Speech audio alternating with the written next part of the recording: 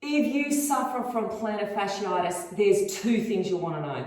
One, how to relieve the pain, and two, how to get rid of it. So I'm going to show you what you can do using your Stryke Recovery Massage Gun and a lightweight resistance band.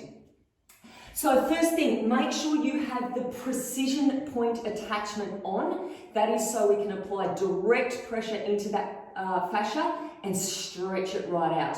We're going to begin on the lowest setting. So just turn it on, holding your foot and starting in the arch of your foot. So right in the middle and working your way up towards your toes, coming back to the middle and down towards your heel.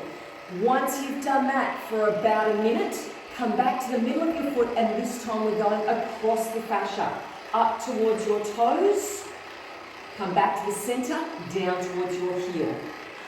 Once you've done that for a total of 2 to 3 minutes, I'm just going to swap feet here so I can show you. Grab your band and place it around your toes. Now, the whole foot goes on the floor, so the ball of the foot's on the floor and you're pulling back through your toes.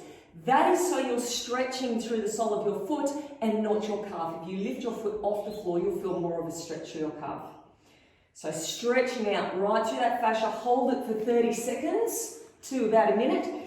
Back to your Stryke Recovery Massage Gun again. This time, put it up a setting. So put it up a little bit higher.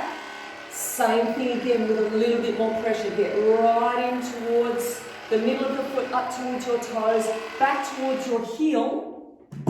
You'll be increasing the blood circulation down into that area. That is what we need to heal the problem, plus you'll be getting instant pain relief.